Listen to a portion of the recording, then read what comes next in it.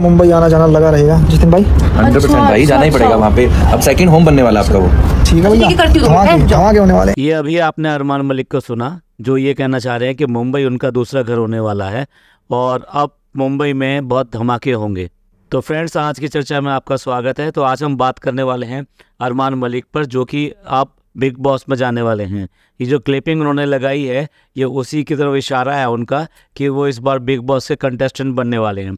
काफ़ी दिनों से ये चर्चा चली आ रही थी कि बिग बॉस में अरमान मलिक जाने वाले हैं, लेकिन अभी तक कोई कंफर्मेशन नहीं था।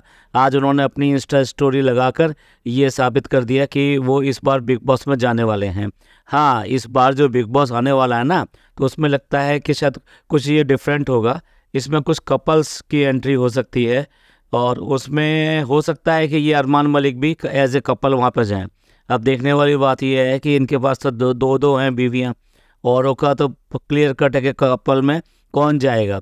लेकिन यहाँ देखने वाली बात यह है कि बिग बॉस वालों ने इनकी दोनों में से कौन सी बीवी को चुना है जो इनके साथ वहाँ पर जाएंगी। पायल जाएंगी या कृतिका जाएंगी। आप बिग बॉस को तो जानते ही हैं, बिग बॉस एक प्लेटफॉर्म है जहाँ पर कि वो सेलिब्रिटीज़ को लेकर आते हैं, एक घर में रखते हैं, काफ़ी दिन के लिए रखते हैं। तो ये बिग बॉस जो है ना, इसमें आजकल जो कंटेस्टेंट आ रहे हैं वो या तो कुछ अपनी इमेज बूस्टिंग के लिए आते हैं, यानी कि बहुत बहुत पुराने स्टार होते हैं जिनके पास काम धाम नहीं होता, लेकिन उनकी इमेज ख़राब हो चुकी होती है किसी भी वजह से, तो उनको यहाँ लाया जाता है। वो पड़े रहते हैं बिग बॉस में एज ए सीनियर, सब लोग उनकी रेस्पेक्ट करते हैं और उसके बाद में वहाँ पर वो अपनी एक अच्छी इमेज, साफ़ सुथरी इमेज दिखाते हैं, लोगों से अच्छा व्यवहार करते हैं, क्योंकि लोग उनको मतलब एक तरह से गुरु की तरह से या कह लो बड़े की तरह से रेस्पेक्ट देके उनको ज़्यादा कुछ कहते नहीं हैं। तो इस तरह से या तो इमेज जो है क्लीनिंग का काम होता है, लेकिन यहाँ इमेज क्लीन का कोई सवाल ही पैदा नहीं होता, क्योंकि इनकी इमेज तो इतनी ज़्यादा ख़राब है कि बस पूछिए मत ना। और फिर देखिए, बिग बॉस में की एक शर्त ये भी होती है ना कि कोई ना कोई कंट्रोवर्सी उनके साथ में जुड़ी रहनी चाहिए। अगर कंट्रोवर्सी होगी तो ज़्यादा अच्छा रहेगा, लोग उसके बाद में ज़्यादा चर्चा करेंगे, ज़्यादा टीआरपी आएगी और कंटेस्टेंट भी अपनी जो है हो सकता है कुछ राज जो है कुछ रिवील करेगा वहाँ पर, तो उससे भी व्यूअर्स की व्यूअरशिप बढ़ती है। तो इस तरह से वहाँ पर कोशिश की जाती है कि कोई ना कोई ऐसा कंटेस्टेंट आए। और ये सारी खूबियाँ, चार चांद लगे हुए हैं बिल्कुल एक एक करके। ये हमारे जो नए कंटेस्टेंट हैं इनके अंदर ऑलरेडी मौजूद है। इनके साथ इनका नाम और साथ में कंट्रोवर्सी एक साथ एक दूसरे के प्रायोरिटी वर्ड बन गए हैं। वो चाहे दो बीवियों का केस हो तो शादियां करने का केस हो, या फिर दोनों बीवियों को एक साथ प्रेग्नेंट करने का केस हो, या फिर जो है उसके बाद में वो जो बच्चे पैदा हुए उनके नाम जो है मोहम्मद नाम रखने का हो, और उसके बाद में फिर बाकी सारी चीज़ें अलग तरीके से करने का हो। यानी कि यहाँ पर किसी भी तरीके की जो एक्टिविटी है वो बिना कंट्रोवर्सी के हो ही नहीं सकती। इनके घर में कोई भी काम हो वो कोई ना कोई कंट्रोवर्सी क्रिएट करेगा ही करेगा।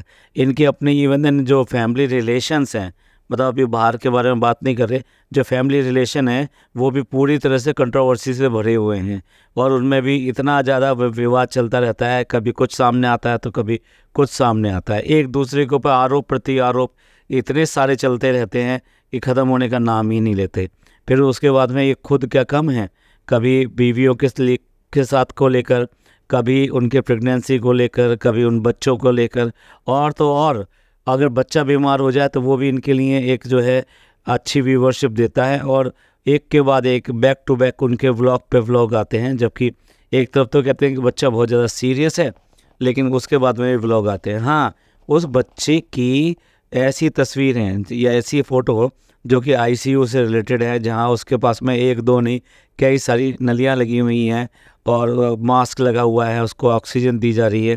ये इस तरह के भी फ़ोटो वो उसके ऊपर शेयर करते हैं, मीडिया पे शेयर करते हैं, और इस तरह से अपनी व्यूअरशिप को किसी तरीके से कम नहीं होने देना चाहते और हर जगह कमाने के लिए कुछ ना कुछ करते रहते हैं।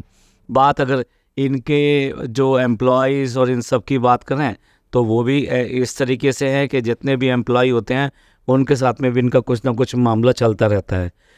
ड्रॉप इतना दिखाते हैं कि किसी भी एम्प्लॉय को इतनी हिम्मत नहीं है कि वो किसी तरीके से भी बाहर को बात कर सके या फिर कोई अपना व्लॉग चैनल या ऐसा भी कुछ भी बना सके। लड़कियों के साथ में भी इतने नाम जोड़े रहते हैं इनके कि एक ना एक जो है इनके घर में ही पड़ी रहती है और उसके बाद में उनका नाम जुड़ता है, फिर अचानक ही वो गायब भी जाती है, फिर उसके बाद में कोई दूसरा आ जाता है और इस तरीके से ये चलता रहता है। इनके खिलाफ जो है कई सारे रिएक्शन चैनल भी बहुत सारी चीज़ें सामने लाते रहते हैं। ख़ास तौर से एक पाकिस्तान में एक रिएक्शन चैनल है जो उसके साथ में इनका कुछ 36 का आंकड़ा है, वो इनकी हर बात को सामने लाने के लिए बिल्कुल जिद पर अड़ी रहती है और कई बार उसने जो है लाइव आकर वहाँ पर बताया है और बातें करी हैं लाइव सेशन में।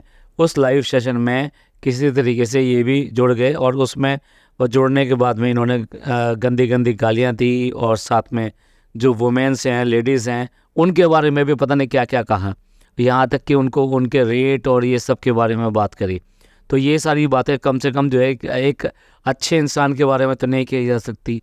तो इसलिए हमने कहा ना ये एक परफेक्ट कंटेस्टेंट हैं बिग बॉस के लिए। और अब देखने वाली बात यह है कि वहाँ ये करते क्या हैं, जैसा कि इनके एटीट्यूड है, जैसी इनकी आदतें हैं, तो उसके हिसाब से ये वहाँ लोगों के साथ में एडजस्ट कर पाते हैं, नहीं कर पाते हैं या कैसे करते हैं। और साथ साथ अभी पिछले दिनों में कुछ ऐसा भी आया कि सोशल मीडिया की पावर इतनी ज़्यादा बढ़ चुकी है कि इसका फ़ायदा हर एक कोई लेना चाहता है। इवन देन आज की डेट में जो मूवीज़ के जो प्रमोशंस होते थे, वो प्रमोशंस जो है ना जगह जगह जाके अलग अलग प्लेटफॉर्म पे होते थे, लेकिन आज उससे भी ज़्यादा प्रमोशन जो है ना सोशल मीडिया पे होने लगे हैं। तो और उसके अलावा और भी कई सारे इवेंट्स सोशल मीडिया के थ्रू कवर किए जाते हैं। और लास्ट का जो बिग बॉस का जो अभी आया था, जो कि बेसिकली OTT प्लेटफॉर्म पर किया गया था, उसमें भी उन्होंने एक दो नहीं 2-3 यूट्यूबर्स को बुलाया और उन यूट्यूबर्स के कारण उनको इतनी ज़्यादा TRP मिली, इतनी व्यूअरशिप मिली कि वो OTT जो है काफ़ी ज़्यादा फेमस हो गया है। इवन देन जो उनके जो व्लॉगर्स के जो व्यूवर्स हैं, उन्होंने इसको ऐसा नाक का प्रश्न बना लिया कि वो इतना वोटिंग करना, ये सब करना और हर जगह पोस्टर्स लगाना, ये सब करना। तो एक तरह से देखा जाए तो इनको इससे फेमस होने का बहुत ही अच्छा मौका मिलता है। इसलिए जो ना बिग बॉस वालों को भी कोई ना कोई ऐसा ही कलाकार चाहिए था जो बेसिकली सोशल मीडिया से रिलेटेड हो और साथ साथ बहुत सारी कंट्रोवर्सी उसके साथ लगी हुई हो और व्यूअरशिप भी उसकी बहुत अच्छी हो। यहाँ तो एक दो नहीं, इनके घर में 3-4 ब्लॉगर दिखाई देते हैं, दोनों वाइफ ब्लॉगर हैं। इवन इन बच्चों को भी चैनल खोल कर दे दिया तो उनके भी व्लॉग आते हैं और साथ साथ इन्होंने प्रोफेशनल रखे हुए हैं जो उनके लगातार व्लॉग्स को शूट करते रहते हैं और साथ साथ एडिट करते रहते हैं। खुदा ने इनको इतना पैसा भी दिया है, यानी पैसा जो है वो इन्हीं चैनलों के थ्रू मिला है और इनकी इतनी ज़्यादा व्यूअरशिप है, उसकी वजह से इन्हें अभी भी जो है काफ़ी अच्छी इनकम आती रहती है। एक दो नहीं कई सारे चैनल चलाते हैं, तो इसलिए हर चीज़ जो है परचेज़ करने का इनका वो है, मतलब ये समझते हैं कि पैसे से हर चीज़ खरीदी जा सकती है।